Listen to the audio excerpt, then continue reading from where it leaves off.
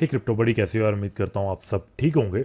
तो जैसे कि आपको पता है हमारी भारत सरकार क्रिप्टो को लेकर हमेशा से नेगेटिव रही है, चाहे वो क्रिप्टो को रेगुलेट करने की बात की गई हो या फिर क्रिप्टो में फ्लैट 30% टैक्स, जो कि काफी बड़ा टैक्स है, जो कि क्रिप्टो को इनडायरेक्टली यहाँ पर खत्म करता है।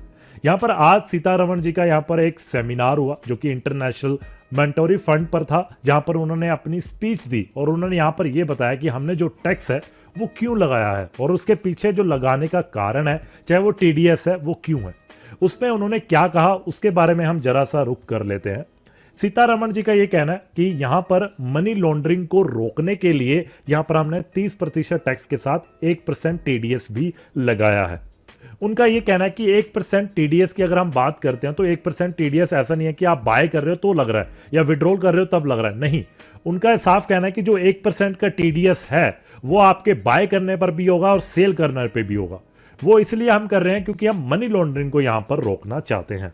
But as a kind information, अगर आप क्रिप्टो में अगर आप क्रिप्टो में ऑर्डर लगाते हैं बाय सेल का, जो कि एल्गोरिदम के हिसाब से काम करता है, तो उसी हिसाब से यहां पर एक किस्म से ट्रैक कर पाना कि किसने खरीदा किसने बेचा वो पॉसिबल नहीं है। ऊपर से डेक्स की जब बात की जाती है तो डेक्स में भी वो चीजें एक किस्म से नामुमकिन हो जाती है क्योंकि वो डिसेंट्रलाइज वे से यहां पर काम करती हैं। उनका यह भी कहना है कि क्रिप्टो को हम ना ही रेगुलेट मानते हैं ना ही उसे क्रिप्टो करेंसी मानते हैं, बट उस पर 30% यहां पर टैक्स लगा रहे हैं क्योंकि यहां पर जो टेरर एक्टिविटीज भी होते हैं, जो कि टेररिस्ट इसको यूज करते हैं, तो दैट्स वाई हमें ऐसा लगता है कि क्रिप्टो करेंसी को टेररिस्ट यूज करते हैं, तो हम उस चीज पर भी नजर बनाना चाहते हैं, उस चीज को भी यहां पर रोकना चाहते हैं।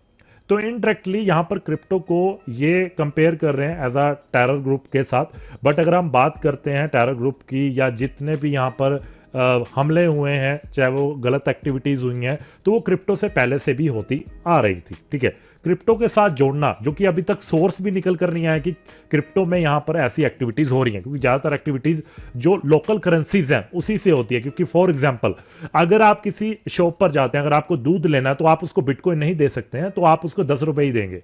अगर आप जूस पीने जाते हैं दुकान पे तो वो आपसे बिटकॉइन नहीं लेने वाला, वो आपसे 10 रुपए ही लेगा, उसके लिए वो मिट्टी है। उसी प्रकार जैसे आप एक दुकानदार को जाकर आप $1 दोगे, वो बोलेगा भाई मुझे $1 नहीं चाहिए, मुझे 10 रुपए दे दे, मेरे लिए वही काफ़ी है, मुझे 600 रुपए यहाँ पर नहीं चाहिए। चाहे तू मुझे $10 दे, $20 दे, मुझे इतना पैसा नहीं चाहिए, मुझे मेरे 10 रुपए दे दे, मेरा दूध का खर्चा निकल जाएगा, तभी मैं अगला पैकेट यहाँ पर लेकर आऊँगा। अगर हम बात करते हैं सीखने से रिलेटेड, हमेशा हम बड़े लोगों की ओर देखते हैं जो हमसे ज़्यादा एक्सपीरियंस है, तो उनसे हम सीखने की कोशिश करते हैं। वो इसलिए करते हैं क्योंकि हम उतना नहीं एजुकेट हुए हैं या हमें उतनी हिस्ट्री नहीं पता है, तो हम उनसे ज्ञान लेते हैं क्या चीज़ें, देन हम किताबों को पढ़ते हैं, उसको देखते हैं। ठीक है, उसके बाद हमें एहसास होता है कि जो हमें बताया गया वो डिफरेंट था और जो किताबों में लिखा है या जो एक्चुअल में सोर्सेज है वो अलग है।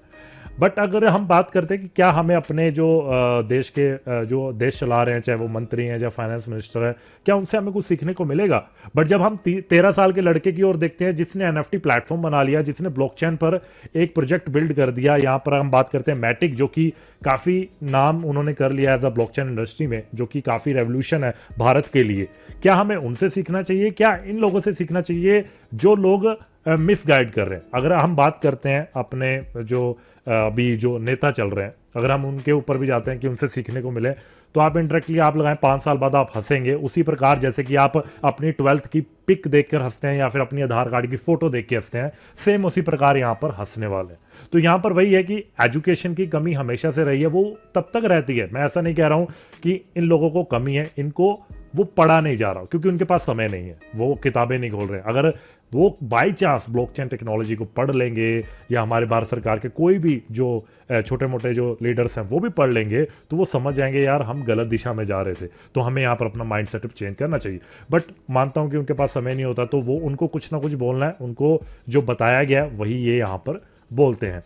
सेम उसी तरह जैसे कि आपको बताया गया था कि बिटकॉइन यहाँ पर दिसंबर में 1 लाख जाने वाला है, तो सभी लोग एक ही रट लगा रहे थे। उसी प्रकार इनको बता दिया कि क्रिप्टो में मनी लॉन्ड्रिंग होती है, क्रिप्टो में टेररिज्म होता है, तो वही ये चीज़ अपना गा रहे हैं कि हाँ भाई ये होने वाला है। बट दूसरी ओर ये कहते हैं 30% टैक्स भी लेंगे, तो मतलब 30% टैक्स ऐसा टैक्स है जो कि ये चीज़ें रोक देगा।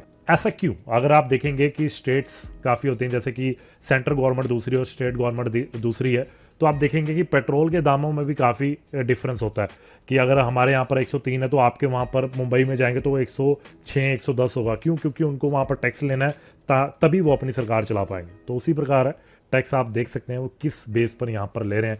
इनडायरेक्टली टैक्स यहाँ पर सरकार अपने लिए ले रही है, जनता के लिए बिल्कुल भी यहाँ पर नहीं ले रही है। तो कहीं ना कहीं मुझे ऐसा फील भी होता है कि मैं भारत देश में हूँ और हमारे जो एजुकेट लोग हैं उनसे हमें सीखने को मिलना चाहिए, बट वो लोग हमें मिसगाइड कर रहे हैं, तो कहीं ना कहीं वो बुरा फील होता है।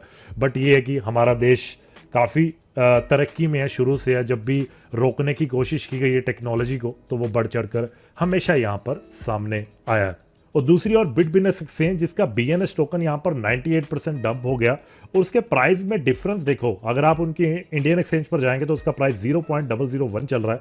अगर आप इंटरनेशनल एक्सचेंज पर जाएंगे तो उसका प्राइस 0.088 चल रहा है। यानी कि अगर आप 1000 टोकन लेते हैं इनकी एक्सचेंज से और इसको क्यूकॉइन एक्सचेंज पर बेचते हैं, तो आपका यहाँ पर सीधा 88x हो जाता है, यानी कि $88 का प्रॉफिट हो जाएगा।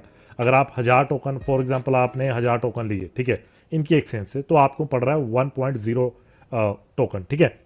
अगर अपन इसको इनके जो अभी जो एक्सचेंज पर प्राइस चल रहा है 0.088, अगर उससे अगर आप इंटू करेंगे तो यहाँ पर जो आपका डॉलर वैल्यू है वो $88 बन जाती है। यानी कि $1 का लिया और $88 बन गया। अगर आप सोचेंगे कि मैं इंडियन एक्सचेंज से इनकी ले लेता हूँ टोकन को और क्यूकॉइन एक्सचेंज पर बेच देता हूँ, तो क्या यहाँ पर प्रॉफिट बन सकता है मेरा?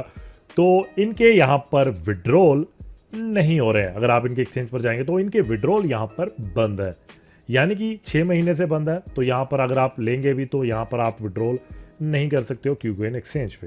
बट यहाँ पर बिटबिनेस का एक आर्टिकल आया और उसके अलावा कुछ नहीं लिखा। यहाँ पर उन्होंने बोला कि हमने माइग्रेट कर दिया है टोकन बीएनएस को यहाँ पर वर्जन 3 में, यानी कि इनके वर्जन 1 वर्जन 2 आए हैं, जो कि इन्होंने स्मार्ट कॉन्ट्रैक्ट 2 बार चेंज करे हैं, अब इन्होंने तीसरी बार चेंज किया है।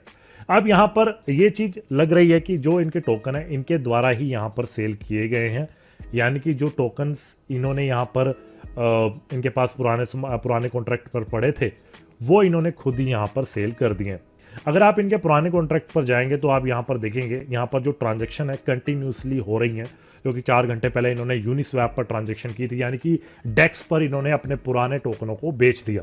यानी कि जिन लोगों ने लिक्विडिटी यहाँ पर प्रोवाइड करवाई थी उनका यहाँ पर डॉलर 0 हो गए और यहाँ पर इन्होंने लिक्विडिटी रिमूव कर दी। तो यानी कि इन्होंने 3 बार किया है। तो 3 बार करने का बावजूद ये है कि इंडियन एक्सचेंज यहाँ पर कुछ ना कुछ गड़बड़ कर रही है, और ये आज से नहीं हो रहा है, काफ़ी समय से हो रहा है। और जिन लोगों की नज़र में आ रहा है वो बढ़िया है, जिनको नहीं पता लग रहा है तो ये चुप करके ऐसे काम कर रहे हैं। तो इसके पीछे का भी कारण वही है कि सरकार का एक स्ट्रिक्ट रवैया, जो कि एक्सचेंजें भी झेल नहीं पा रही हैं और वो अब यहाँ पर ऐसे काम कर रही हैं कि